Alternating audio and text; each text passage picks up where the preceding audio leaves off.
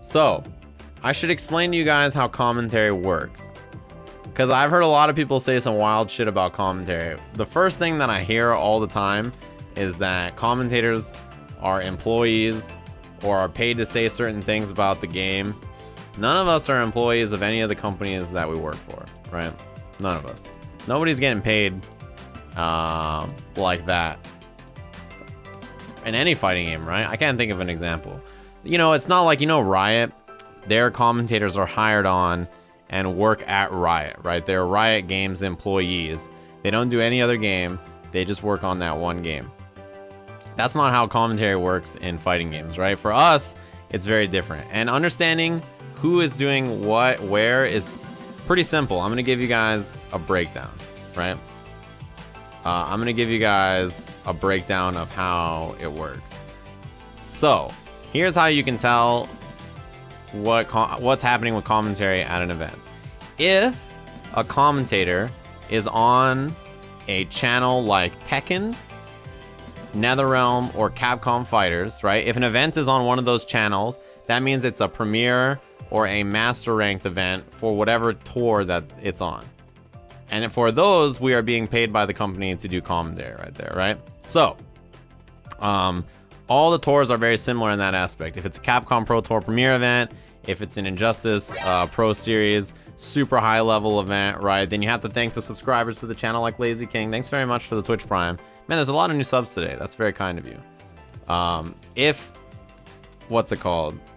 If it's a Capcom Pro Tour Premier event, if it's an Injustice Pro Series Premier event, if it's a Tekken World Tour Master event, then commentators are hired to go do commentary there. And the production is handled by a separate entity than the normal tournament organizer, right?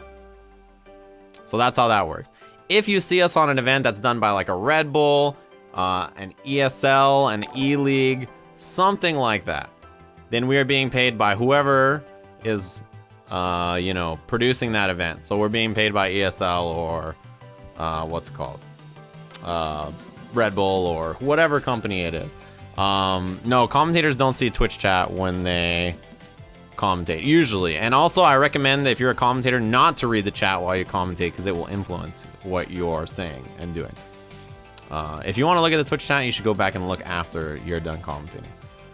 So that's how that works, right? The third kind of commentary you see us doing is on just streams and other places. Not always are we being paid to do commentary there. It depends on the event and what's happening. If you see us on like a stream, like let's say a tournament is hosted by Level Up or something. Level Up's doing the production and it's Texas Showdown. If there are commentators at that event, then generally it is paid for by the tournament organizer, right? So that's how you can tell who a commentator is working for and whether or not they're getting paid. If it's on a Capcom Fighters or a NetherRealm or a Tekken, then it is a Pro Tour event and the commentators and production are paid for and handled by the company.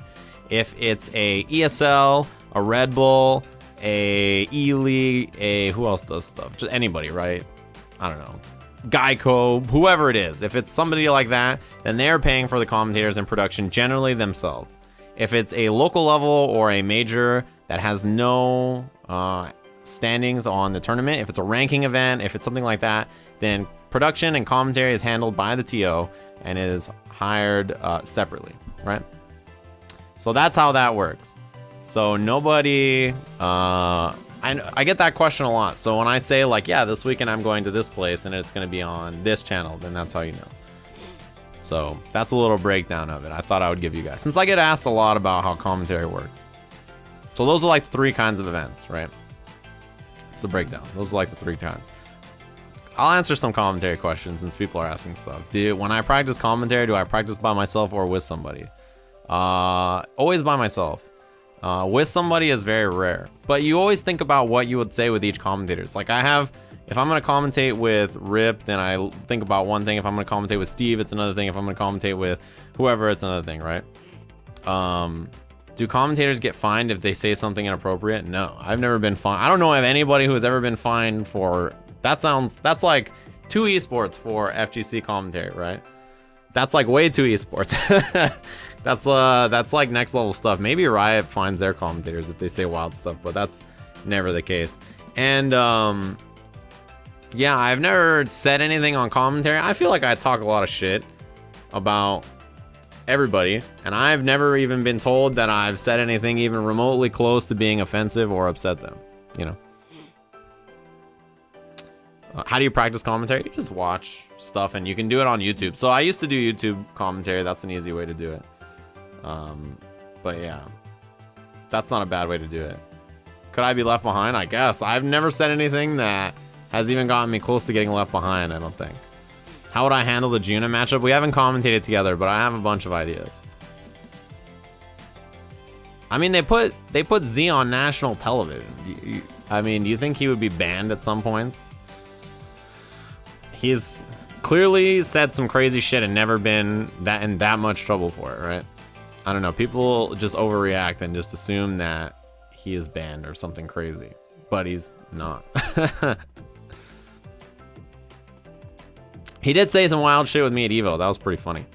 I couldn't believe that he said it. Is there usually a director in our headset telling us what to say? Yeah, there's usually, the way it works is there's usually a monitor. There's two monitors. One has the gameplay feed and one has gameplay, players, commentator shot, and then a section where they can write upcoming notes or stuff about that. So yeah, that's something that's on there.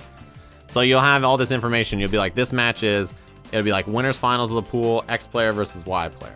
And it'll say what the pool is, and that's how you can tell. Right?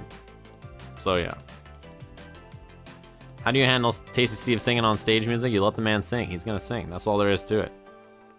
I think Majin Obama is really good, yeah. That's why he can do so many games. He's very knowledgeable about everything in the scene in general, so he can just talk about whatever he wants. Why is it so hard to get a chance to do commentary? I don't know. My advice is to start at your locals. That's what I did. I started at local commentary. So yeah, Obama knows the lore. That's for sure. He knows all the lore. SBO, Togeki, Evo. He knows the lore. It doesn't matter what it is. He knows the exact lore. He knows what color socks he was wearing when he won the championships in 1998 for Guilty Gear. It's crazy, right? He knows all the little things. He knows everything. It's just unbelievable. Yeah, I had to say Evo like he says Evo. It's crazy. He knows so much. What is the wildest, worst, wild, dumbest thing I have ever heard someone say on commentary?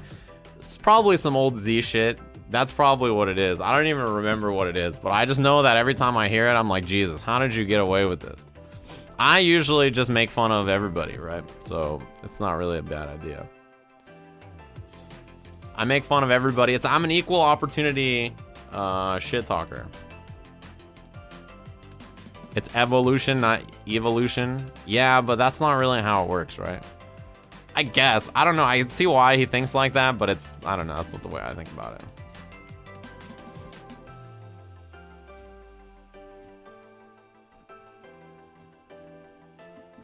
Dad Juna rage quit on Daigo loss is pretty good.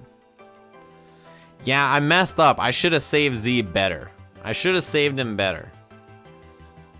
You know what I mean? When Z said that, I should have said, oh yeah, you meant artistic.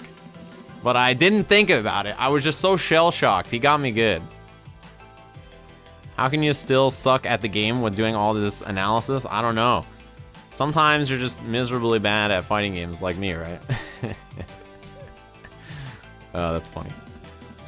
How much to shave my head? I don't know. I thought about making a bet for Evo Japan. If an American wins Evo Japan, I would like dye my hair or cut my hair or something. For Street Fighter, anyway. Would I ever move from FGC commentary to a more popular game if the paycheck was better? Not unless I like the game. I would not just jump to a game I disliked. I would never commentate a game I didn't like. That's kind of how I think about it. I would never work on a game I didn't like, even if the pay was good. I've also turned down games or jobs that offer more money for something that's less money because it's something that I'm not interested in. Right. You know what I mean? Are there FGC games that I don't like? Yeah, there's stuff that I don't want to commentate or I don't think I would like commentating, so I don't do it. I don't even try. You know, it's only the games that I play and the games that I enjoy that I commentate. The new, you're talking about the new like Street Fighter EX game or similar to it. I think it's cool. What's a non-fighting game I could see myself commentating? I like Pubg a lot. Almost as much as I like my subscribers. Including Pumpkin Eater, who's got that 5-hit combo. Thanks very much for the sub. What am I getting into, Smash Bros? Nah, Smash Brothers has too many people already doing it that are way better than I am at doing Smash commentary. And it's too much of a time investment to get nearly as good as them. I'm totally... The Smash commentators are all too good. I'm like not interested in it, right? Like the amount of effort it would take to get as good as them is too high.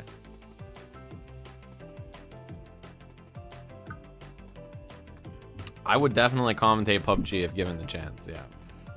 But I don't think I would. I have so many hours in PUBG, it's crazy. I play that game a shit ton. It's wild. Was public speaking ever a problem when I was growing up? Yes, I was never good at public speaking. It took a little while to be good at it. It took a little practice. Like I was always okay, but I was not always comfortable doing it until maybe by the end of high school, and that was only because I started on YouTube. The first fighting game I ever played, Marvel Superheroes. You don't like PUBG? I feel like you're just hating everything in the universe right now. How could you not like PUBG? PUBG is super fun. I have tried Fortnite. I thought Fortnite was really is really fun. Commentary does not give me the girls. It seems to always give me the guys. That seems to be the problem. I don't know how to change that. There's got to be a way, right? Fortnite is fun. It's a good game. You guys are nerds. Am I gonna be commentating MPCI? I'll do it if I have the opportunity for it. Ugh. I think it's a fun game to watch. I don't like it being 3 out of 5 right now, but it will be cool. It's 3 out of 5 in the future. Does commentating at my level pay decently, or am I still struggling? It depends on the month. Some months are really... So the thing is, like, it's like any freelance job, right? Where some months it's good, and then other months you make no money. And you're just like, oh. Alright, well, shit. Like, you know? It's one of those things. So... It depends on how it goes. It depends on the month. Some month there's more opportunity than others. Like in August, I think I did 1 event. Right? I think that was it. Then in like a month like June or July, I'm traveling and working all the time, so there's more money. And there's more subscribers, including Samboy Wonder. Thanks very much. All of them played Magneto or Spider-Man. I definitely played Spider-Man and Wolverine and Captain America. Those are the characters that I picked when I played. I think also, there's one other, I just don't remember who it was. But if you work, the thing about fighting games is that if you work constantly and you're extremely diverse, you can make a living off commentary right now. There's only a few people I think that can do it. But yeah, it's not easy, but it's doable. That's why this year I've probably done like 30 to 40 weekend events.